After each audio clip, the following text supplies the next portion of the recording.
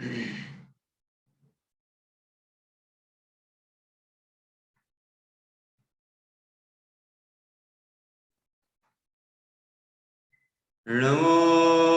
अर्हन्ताणं नमो सिद्धाणं नमो आयर्याणं नमो अज्जायाणं नमो लोये सव्यसाहुणम् ऐसो पंचणमो यारो सव पावपणासिनो मंगलाणं च सव्येसिं परमं होहि मंगलम् चत्तारि मंगलम् अर्हन्ता मंगलम् सिद्धा मंगलम् साहु मंगलम् केवली पर्णातो धम्मो मंगलम् चत्तारि लोगोत्तमा अर्हन्ता लोगोत्तमा सिद्धा लोगोत्तमा साहु लोगोत्तमा केवली पर्णातो धम्मो लोगोत्तमो चत्तारि शरणं पवजामि अर्हन्ते शरणं पवजामि सिद्धि शरणं पवजामि साहु शरणं पवजामि केवली पर्णातं धम्मं शरणं पवजामि केवली पर्णातं धम्मं शरणं पवजामि।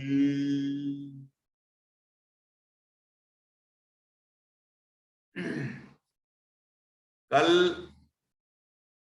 शनिवार है और कल हम दोपहर में 2:30 बजे से 4:30 बजे तक एक कार्यक्रम करने वाले हैं जिसका नाम है सुनो जी मंगल जैन पुराण जिससे जीवन बने महान।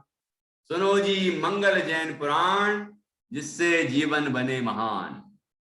तो इसके अंतर्गत हम जो निश्चित की गई कहानियां हैं जो आपकी क्लासों में पुराणों के अंतर्गत अंतर से निकाल के जो कथा बत्ती सी तैयार हुई और भी कुछ कथाएं हैं उनकी जैन धर्म की कहानियां जो पौराणिक कहानियां हैं मतलब जैन पुराणों से ली गई हैं वो कहानियां उसमें सुनी जाएंगी आप बच्चों के द्वारा प्रस्तुत की जाएंगी, ठीक है ना। और आपकी क्लासों में सुनाई गई हैं। आपकी क्लास में 13 कहानियां हैं उनमें से एक कहानी वो कंजूसी का फल नारियल वाली है, वो वाली कहानी पौराणिक नहीं है। बाकी 12 कहानियां जैन पुराणों से ली गई हैं और बाल वर्ग की भी 10 कहानियां हैं वो जैन पुराणों से ली गई हैं। तो वो सभी कहानियां एक एक बच्चा एक एक कहानी लेगा और उसे प्रस्तुत करेगा बढ़िया तरीके से। और सबने कल वो कहानियां चुन ली हैं, उसकी का अभ्यास भी हुआ है कल और आप सभी उसको और अच्छे से वीडियो बना के प्रस्तुत करके मुझे भेजेंगे आज रात तक। और ये तो हुआ कल का प्रोग्राम जिसका नाम बताया मैंने सुनो जी मंगल जैन पुराण जिससे जीवन बने महान। हमारा जीवन महान बने ऐसी पौराणिक कहानियां हम उसमें सुनेंगे आपके द्वारा प्रस्तुत की जाएंगी, ठीक है। और इसके बाद रविवार परसों संडे है, संडे को रविवार को प्रातः 9 बजे से 11 बजे तक एक विशेष कार्यक्रम होगा जिसमें हम पहला कि जो जिनवाणी आपने सुसज्जित की है बढ़िया तरीके से सजाई है वो सभी उसको प्रस्तुत करेंगे, सबके सामने प्रदर्शन करेंगे, बताएंगे कि किस जिनवाणी प्रदर्शित करना है ना प्रदर्शनी। इसके अलावा एक या तो आपके घर में अलमारी में जिनवाणी रखी होंगी है ना, या फिर थोड़ी बहुत हो तो एक टेबल पर सजा सकते हैं, ऐसी सजा के बढ़िया रखना। और जो आपने स्पेशल सजाई है उसको आप ऐसे बढ़िया तरीके से हाईलाइट करना और वहां आप विराजमान करेंगे। तो एक साथ सब बच्चे उसको प्रदर्शित करेंगे मतलब अपने कैमरे में दिखाएंगे और फिर जिनवाणी की भक्तियां होंगी, स्तुति होंगी, भजन होंगे सब जिनवाणी से ही संबंधित होंगे। जिनवाणी के अलावा दूसरे भजन अभी कल मतलब संडे वाले प्रोग्राम में नहीं सुने जाएंगे, उसका कोई अलग समय होगा। फिर दूसरा कोई प्रोग्राम रखेंगे, उसमें आपके द्वारा दूसरे भजन प्रस्तुत किए जा सकेंगे। ठीक है। तो जैसे कि कुछ बच्चों ने पिछली बार सुनकर वाणी जिनवर की मारे हर्ष हिये न समाये जी ऐसा भजन सुनाया था। किसी ने महिमा है अगम जिनागम की महिमा है, किसी ने सांची तो गंगा यह बीतराग वाणी, किसी ने जिनवाणी स्तुति मिथ्यात्म नासवे को ज्ञान के प्रकाश वे को, है ना, ऐसी स्तुतियां प्रस्तुत की थी। तो वो भी आप यहाँ सुना सकते हैं। ठीक है ना। उसमें आपको नाम लिखाना होगा कि आप कौन सी स्तुति प्रस्तुत करेंगे, कौन सी भक्ति जिनवाणी भक्ति प्रस्तुत करेंगे, और जिनवाणी का भजन उसकी महिमा गाने वाला कोई भजन। जैसे अपने गीत कुसुम में पहला गीत है जिनवाणी की, जिसमें स्वाध्याय नित्य करना जिनवाणी की महिमा गान है। उसमें सभी वाणियों में अति न्यारी होती है जिनवाणी, ऐसा वो एक दिन समीर भैया ने आपको सिखाया था। तो वो ये ऐसे जो गीत हैं जिनवाणी के वो उस दिन प्रस्तुत होंगे। तो आप अपने अपने नाम और स्थान का नाम और कौन सी आप जिनवाणी स्तुति भक्ति भजन सुनाएंगे। जिनवाणी बार बार कह रहा हूं इसलिए कि कुछ बच्चे पूछ रहे थे कि दूसरे भजन भी सुना सकते हैं क्या। जब स्पष्ट कह दिया कि जिनवाणी भक्ति शास्त्र भक्ति वाले भजन ही प्रस्तुत होंगे, बस उतने ही आपको ध्यान रखना है। ठीक है। चलिए, और रिपीट नहीं होना चाहिए, इसलिए आप अपने द्वारा जो भी भजन या भक्ति प्रस्तुत करने वाले हैं जिनवाणी की, वो आप लिख के भेज दें। तो इससे ये भी पता चल जाए कि आप कौन सी चुन रहे हैं वो सही है कि नहीं, है ना। और रिपीट भी नहीं होगी, दूसरे बच्चे दूसरी लेंगे, फिर बहुत सारी हैं, सैकड़ों जिनवाणी भक्तियां हैं, उनमें से कोई भी आप ले सकते हैं छोटी छोटी, और समय की मर्यादा के अनुसार आपको प्रस्तुत करना है। बड़ी बड़ी जिनवाणी स्तुति नहीं लेना है, छोटी वाली लें, और जिससे कि वो 2 मिनट में प्रस्तुत हो सके। और आपको अपने साथ अपने परिवार के सभी सदस्यों को भी उसमें शामिल करना है, और सभी उस स्तुति अच्छे तरीके से प्रस्तुत करेंगे। जिस घर में एक से अधिक बच्चे हैं वो एक ही स्तुति लेंगे, क्योंकि फिर एक घर से मान लो 2-3 बच्चे प्रस्तुत करते हैं तो दूसरे बच्चों को मौका नहीं मिलता है। तो प्राथमिकता ये है कि एक एक भक्ति एक एक परिवार से प्रस्तुत होगी। यदि समय रहेगा तो एक परिवार के दूसरे बच्चे को भी कदाचित अवसर दिया जा सकेगा। वैसे मेरा मन है कि एक एक परिवार से एक एक भक्ति ही प्रस्तुत हो।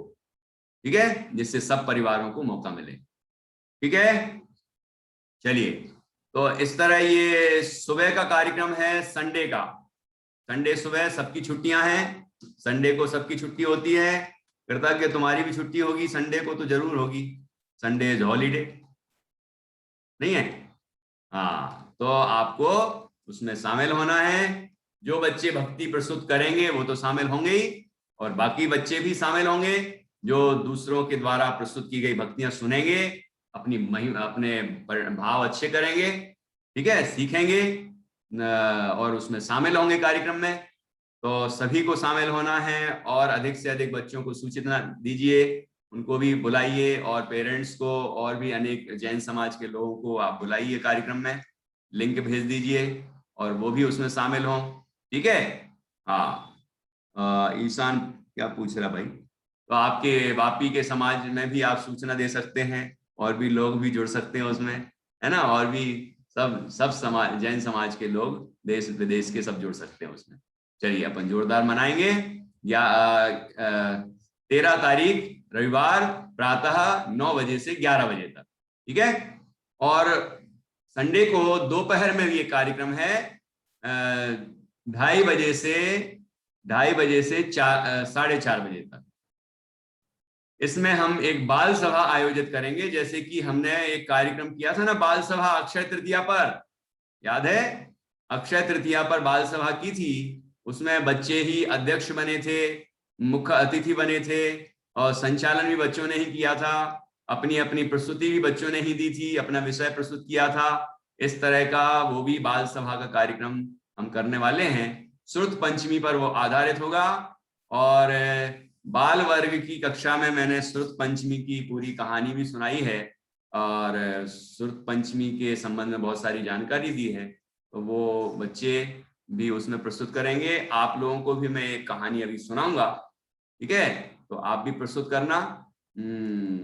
तो नाम भेज देना किसको क्या सुनाना है, रिपीटेशन उसमें भी नहीं होना चाहिए।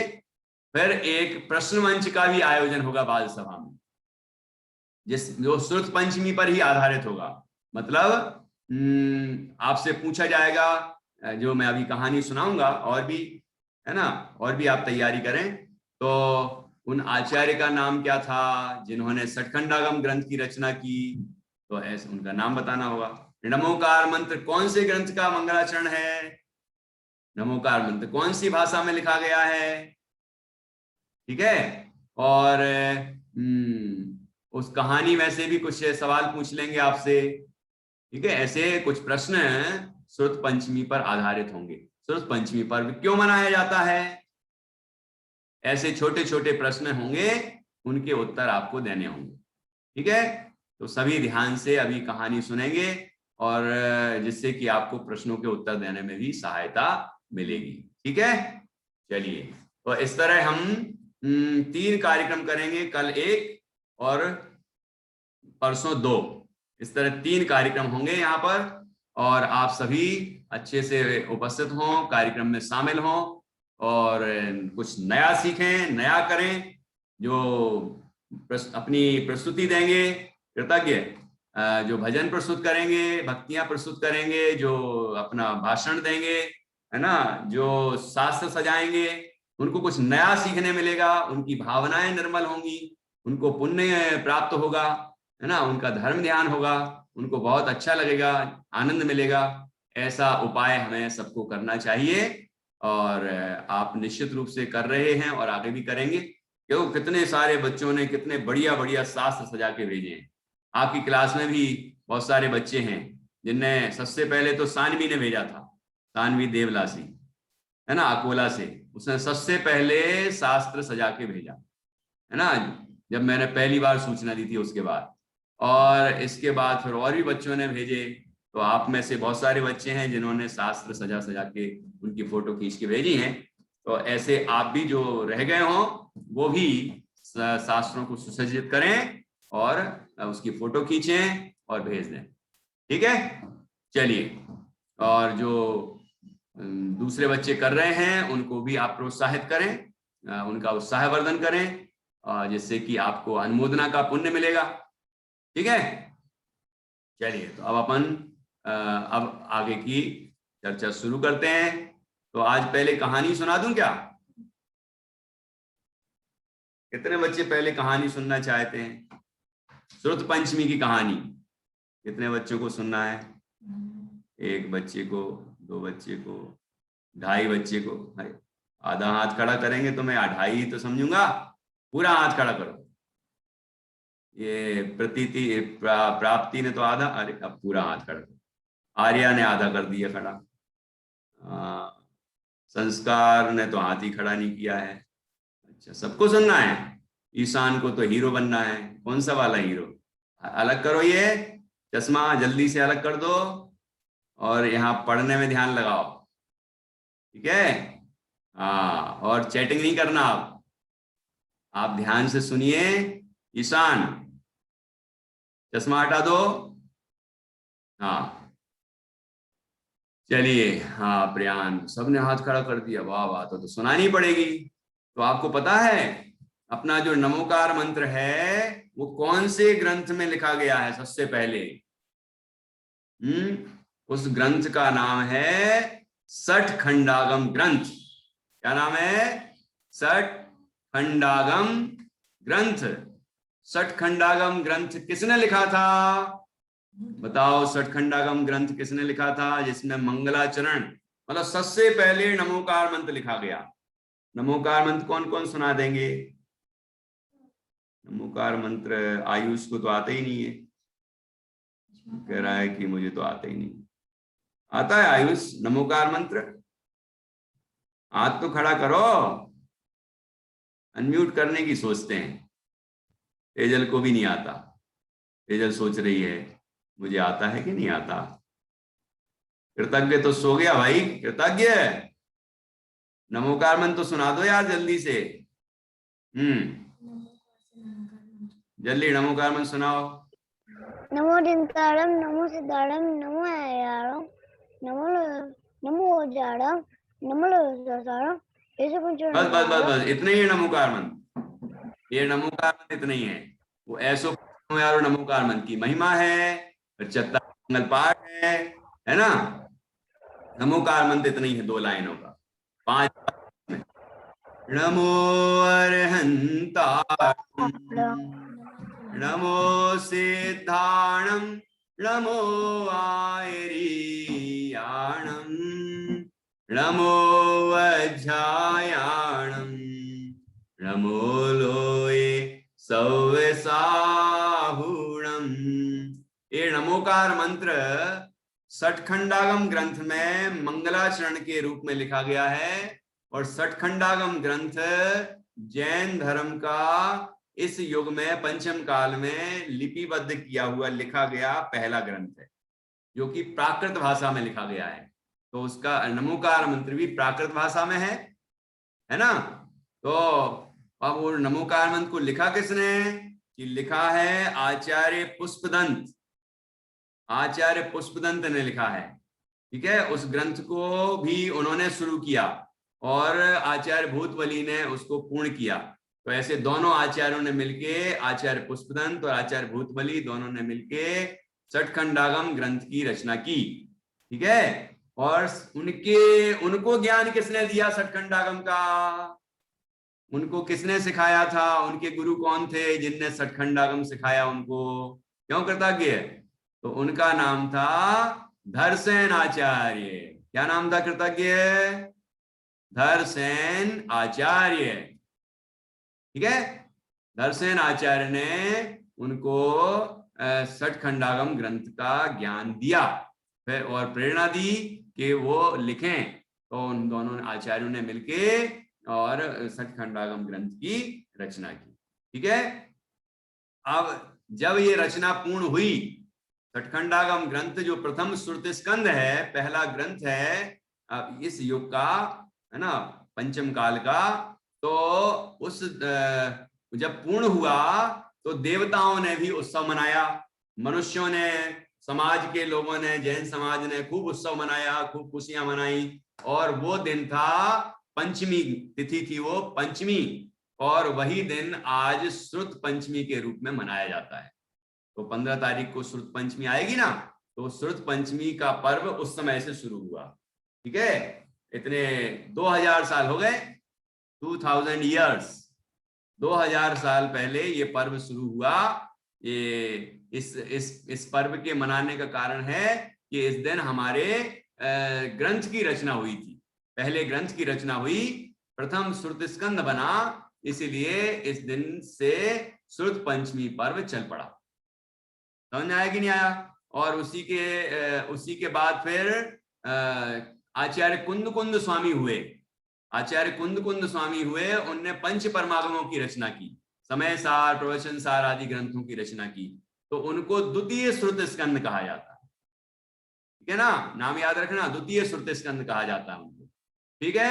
वो अध्यात्म के ग्रंथ हैं, उनको परमागम कहते हैं, और सठखंडागम वो आगम ग्रंथ है ना, और वह कर्णानी युग का ग्रंथ है। इस तरह से ग्रंथों की रचना प्रारंभ हुई और फिर अनेक अनेक आचार्यों ने अपनी कलम चलाई और जैन दर्शन के मूलभूत सिद्धांतों को उन्होंने शास्त्रों में लिखा। और कोई ने प्रथमान योग में लिखा, मतलब कहानियां लिखी जैन धर्म की, पुराण लिखे, और किन्हीं ने आचरण के बारे में लिखा, मुनिराज का आचरण कैसा हो, श्रावकों का आचरण कैसा हो, चरणानियों के ग्रंथ, किसी ने कर्णानियों के ग्रंथ लिखे कि कर्म सिद्धांत, 3 लोक की रचना कैसे है ना, और ये जैन गणित और बहुत सारे कर्णानियों के विषय लिखे। और इसके बाद प्रथमान्योग, कर्णान्योग, चरणान्योग, द्रव्यान्योग मतलब 6 द्रव्य, 7 तत्व, 9 पदार्थ, ये सब आत्मा परमात्मा, इन सब का स्वरूप भेद विज्ञान, है ना, मोक्ष मार्ग, ये सब जो चर्चा है ये द्रव्यान योग के ग्रंथ में हुई। वैसे 4 अनुयोगों वाले शास्त्र लिखे गए, बहुत सारे शास्त्र लिखे गए, सैकड़ों हजार शास्त्र लिखे गए। समझ में आया कि नहीं? वैसे कई शास्त्रों की रचना हुई, प्राकृत में, संस्कृत में, अपभ्रंश में, और अब हिंदी में भी लिखे जाते हैं, अंग्रेजी में, और भी अनेक भाषाओं में लिखे जाते हैं। तो भाषा का हमें कोई पक्ष नहीं है, क्योंकि भगवान महावीर की जो दिव्य ध्वनि कीर्ति थी वो अनेक भाषाओं में परिवर्तित हो जाती थी। ठीक है ना? तो 18 महाभाषा और 700 लघु भाषाओं में बदल जाती थी। इसलिए सभी जीव, पशु पक्षी भी समझ लेते थे भगवान की वाणी को। ठीक है? इसलिए भाषा का कोई पक्षपात नहीं है, कोई भाषा में लिखी जा सकती है। बाकी हमारे जो मूल ग्रंथ लिखे गए वो प्राकृत भाषा में लिखे गए, इसलिए हमें उसकी विशेष महिमा है। ठीक? तो अब वो ग्रंथ जो रचना हुई उसके पीछे कारण क्या था, क्यों हुई, क्या जरूरत पड़ गई ग्रंथ लिखने की? क्या पहले लोग लिखना नहीं जानते थे? क्यों कृतज्ञ, ठीक से बैठो बेटा। पहले क्या लोग लिखना नहीं जानते थे? तुमने तो साइंस में तो यही पढ़ा होगा, पहले लोग लिखना ही नहीं जानते थे, पहले लोग बंदर थे, फिर धीरे धीरे आदिवासी बन गए, और फिर बाद में फिर उनको थोड़ा बहुत ज्ञान हो गया, लिखना पढ़ना सीख गए, ये सीखा होगा। लेकिन ऐसी बात सही नहीं है। लोगों को लिखना भी आता था, पढ़ना भी आता था, समझना भी आता था, बुद्धिमान थे, लेकिन लिखने की, शास्त्र लिखने की जरूरत नहीं थी। सुन के ही याद कर लेते थे और फिर अपने शिष्यों को बता देते थे। तो इसलिए लिखने की परंपरा नहीं थी, वो परंपरा सठखंडागम ग्रंथ से प्रारंभ हुई, इसलिए हम उसको श्रुत पंचमी के रूप में मनाते हैं। ठीक है ना? तो वो क्या हुआ कि जब धीरे धीरे भगवान महावीर स्वामी के बाद अनेक केवली और श्रुत केवली हुए, अनेक शास्त्रों के ज्ञाता हुए, लेकिन पहले तो सुन के एक गुरु से शिष्य ने सुना, शिष्य ने फिर अपने शिष्य को सिखाया, ऐसे परंपरा चलती रहती थी। ठीक है ना? जब धर्षणाचार्य हुए 2000 साल पहले धर्षणाचार्य हुए, तो तब तक ज्ञान बहुत कम हो गया था लोगों के मन में, ज्ञान मतलब बुद्धि में ज्ञान कम हो गया था, मतलब शास्त्रों का ज्ञान ज्यादा नहीं था लोगों को। वो जितना सारा भगवान महावीर से प्राप्त हुआ था ना, वो धीरे धीरे बुद्धि की क्षमता कम हो गई ना, इसलिए याद रखने की क्षमताएं कम होने से ज्ञान सीमित रह गया। अब उनने सोचा कि यदि जितना सारा ज्ञान मुझे है अभी भी, यदि ये मैं चला गया, तो उसके बाद और आगे आने वाले जो मुनिराज हैं, विद्वान हैं, वो तो और भी कम जान पाएंगे। तो क्या करें फिर कि इस जो ज्ञान मुझे प्राप्त है उस ज्ञान को शास्त्रबद्ध कर दिया जाए, लिख दिया जाए। लेकिन वो तो बहुत बूढ़े हो गए थे, आचार्य बहुत बुजुर्ग थे, इसलिए उनने सोचा कि क्या करें। तो उनने विचार किया कि कोई शिष्य मिल जाए ऐसा जो बहुत बुद्धिमान हो, बहुत विनयशील हो, और उसको हम ये सारा ज्ञान दे दें, मतलब सिखा दें, और फिर वो उनको लिख दें। तो उनने ऐसे शिष्यों की खोज की। जब बहुत सारे मुनि संघों में ये समाचार भेज दिया गया कि 2 शिष्यों की आवश्यकता है, 2 मुनियों की, जो कि इस ग्रंथ की रचना करेंगे। तो दक्षिण भारत में एक मुनिराजों का बहुत बड़ा सम्मेलन हुआ, तो उस सम्मेलन में भी समाचार पहुंचाया गया। तो वहां से 2 मुनिराजों को भेजा गया, 2 मुनिराजों को। अब जब वो मुनि वहां से आ रहे थे और यहाँ आचार्य धर्षण को एक स्वप्न आया सुबह सुबह। क्या स्वप्न आया प्रियान? क्या स्वप्न आया कि उनको अपने स्वप्न में 2 बैल दिखाई दी। क्या दिखाई दिए कृतज्ञ? 2 बैल। कैसे थे? बिल्कुल युवा, सफेद रंग के थे, बिल्कुल सुंदर। और वो बैल आ रहे थे और आते आते आते आते आते आते स्वप्न में, है ना, ध्यान रखना, स्वप्न में आ रहे थे, आते आते आते आते आते आते दर्शन आचार्य के चरणों में ऐसे नतमस्तक हो गए, नमन किया। तो जैसे ही बैलों ने आके दर्शन आचार्य को नमन किया और मुनिराज की निद्रा भंग हुई। ठीक है, स्वप्न देखना बंद हुआ। और जब वो उठे तो उनने क्या देखा कि दो शिष्य, दो मुनिराज बिल्कुल युवा थे, ठीक है, बहुत सुंदर थे। वो दो मुनिराज महान तपस्वी, वो मुनिराज उनके चरणों में ऐसे नतमस्तक। तो अपने में तो देखा दो बैल, और यहाँ हकीकत में क्या हुआ, दो मुनिराज आए। और वो स्वप्न का फल था, ऐसे स्वप्न आते हैं, उसका फल होता है, उस प्रतीक होते हैं, है ना। तो क्या हुआ ईशान कि वो दो मुनिराज उनको प्रणाम करते हुए दिखाई दिए। फिर उन्होंने उन दोनों मुनिराजों की परीक्षा ली।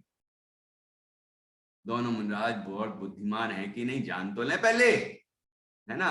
तो आचार्य दर्शन ने उन दोनों मुनिराजों की परीक्षा लेनी चाहिए। इनकी परीक्षा तो लें, ये कितने बुद्धिमान हैं, कितने विनयवान हैं, कितनी क्षमता है इनके अंदर, कि फिर हम इनको ज्ञान देंगे तो ये ग्रहण करेंगे और उसको लिखेंगे, ठीक है।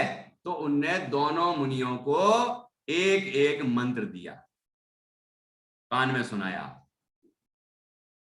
क्या सुनाया कान में? कान में कौन सा मंत्र सुनाया होगा, अभी बाद में बताएंगे। तो उन्होंने दो मंत्र, दोनों को एक मंत्र दिया, तो दोनों के कान में सुना दिया, ठीक है। फिर क्या हुआ, दोनों से कहा कि जाओ उस पहाड़ी के ऊपर जाओ, सामने एक पहाड़ी थी, उस पर जाओ और इस मंत्र की साधना करना, ठीक है। उसके फल में तुम्हारे सामने सर्वांग सुंदर दो देवियां प्रकट होंगी, जाओ। भैया दोनों मुनिराज पहाड़ पर चले गए कि अब आचार्य का आदेश है कि जाओ और वहां जाके और मंत्र की साधना करो। जाना तो है।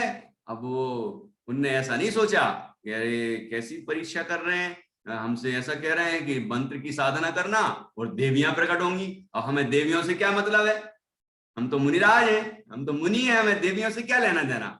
लेकिन अब आचार्य ने कहा है, गुरु ने कहा है, तो उसकी उनकी आज्ञा का पालन करना है ना। तो वो गए और जाके उनने मंत्रों की साधना, बैठ गए और मंत्र का ध्यान लगाया। जब मंत्र का ध्यान लगाया तो वहां दो देवियां प्रकट हुई, दो देवियां प्रकट हुई, लेकिन एक देवी ऐसी थी जो कानी थी। कानी समझते हैं, एक आंख की ज्योति ना हो और दूसरी आंख की हो, मतलब एक गुल और एक जारी, मतलब एक से तो दिख रहा है और एक से नहीं दिख रहा है। तो ऐसी देवी प्रकट हुई, कानी देवी। भैया मुनिराज ने सोचा ये कानी देवी प्रकट हुई, और दूसरी देवी प्रकट हुई थी जिसके दांत ऐसे निकले थे, ऐसे देखे बाहर की तरफ। मुनिराज ने सोचा कि ये क्या बात है, एक तो कानी प्रकट हुई है ना, और एक दांत निकले हुए प्रकट हुई, ये ऐसा कैसे।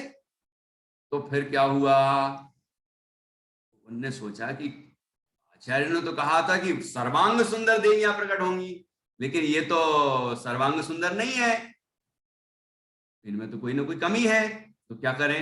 फिर उनने मंत्र का ध्यान लगाया, वो मंत्र को जांचा, है ना, बड़े ही विनय पूर्वक उसकी जांच की। पहले तो सोचा कि अपने आचार्य के पास जाके पूछ लूं कि भाई ऐसी बात है, आपने तो कहा था कि सर्वांग सुंदर प्रकट होंगी, यहाँ तो सर्वांग सुंदर प्रकट नहीं हुई, तो अब क्या करें।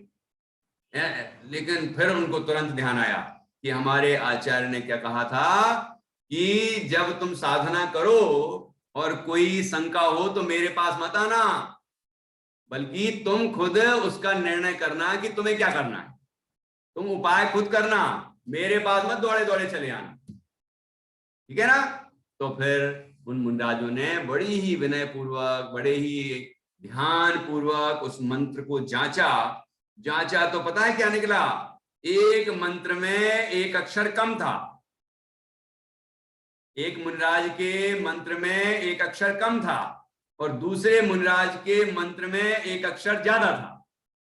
जिनके मंत्र में एक अक्षर कम था उनके सामने कानी देवी प्रकट हुई, और जिनके मंत्र में एक अक्षर ज्यादा था उनके सामने दांत निकले वाली देवी प्रकट हुई। समझ में आया। तो मुनिराजों ने सोचा कि क्या किया जाए, तो उनने बड़े ही विनय पूर्वक उस मंत्र को ठीक किया। जो ज्यादा अक्षर था उसको हटा दिया, ठीक है, और जिनके कम था उनने उसमें एक अक्षर जोड़ दिया और फिर साधना की, फिर मंत्र का ध्यान लगाया, फिर मंत्र का ध्यान लगाया, तो फिर सर्वांग सुंदर दो देवियां प्रकट हुई। और दोनों देवी हाथ जोड़ के बोलने लगी कि हे स्वामी, आपको नमस्कार हो, जो आपकी आज्ञा हो वह मैं करने को तैयार हूं, बताइए मुझे क्या करना है। तो मुनिराज ने क्या कहा होगा? क्यों सिद्धि, क्या कहा होगा? मुनिराज ने क्या कहा होगा? विद्यांशी बताओ, हैं? क्यों सानवी, क्या कहा होगा? जल्दी से बताओ जरा, मुनिराज ने क्या कहा होगा? हैं? मुनिराज ने कहा कि हमें देवियों से क्या प्रयोजन, आप अपने यथा स्थान जाइए, प्रस्थान कीजिए, ये तो हमारे आचार्य का आदेश था, इसलिए हमने मंत्र की साधना की है और हमें आपसे कोई प्रयोजन नहीं है। तो वो देवियां उनको नमस्कार करके अपने अपने स्थान पर वापस चली गई, ठीक है। और वो मुनिराज, दोनों मुनिराज बड़े ही विनय और आदर के साथ अपने आचार्य के पास पहुंच के उनको प्रणाम किया।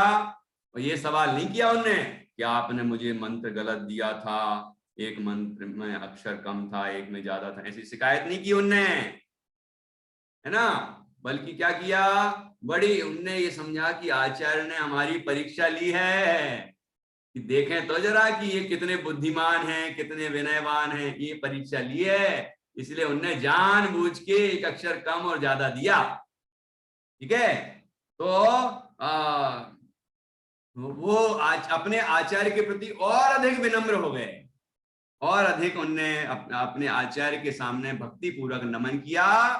फिर आचार्य ने क्या किया, फिर आचार्य धरसेन ने उन दोनों मुनिराजों को अपना शिष्य बना लिया और उन्हें षटखंडागम का ज्ञान दिया, षटखंडागम का उपदेश दिया।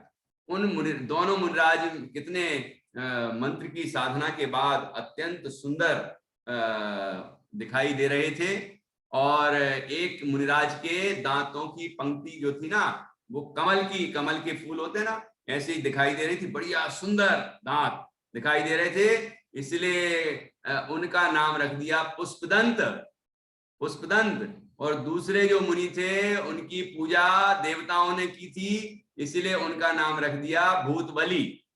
तो एक का नाम था पुष्पदंत और दूसरे का नाम था भूतबली, ठीक है। दोनों शिष्यों को उन्होंने, आचार्य धरसेन ने षटखंडागम ग्रंथ का ज्ञान दिया, ठीक है, उपदेश दिया। फिर दोनों मुनिराजों ने बड़े ही आदर और विनय के साथ अपने गुरु से, अपने आचार्य से शिक्षा प्राप्त की, और शिक्षा प्राप्त करके फिर क्या हुआ, ये उसको उन्होंने पूरा जब ज्ञान हो गया तो उनने लिखना प्रारंभ किया। जो ज्ञान है ना, उस ज्ञान को उन्होंने शास्त्र में लिखना प्रारंभ कर दिया।